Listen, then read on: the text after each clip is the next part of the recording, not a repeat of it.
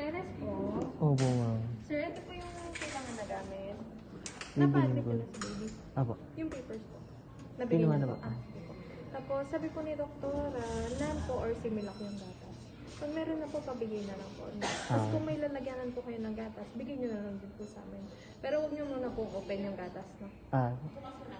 Pero kung di man wala lalagyan, okay lang ibigay ko na lang sa inyo. After, opo, ano po? Hindi, bigay ko na po sa inyo. Yung gatas? Ah. Oo, okay po. Thank you po.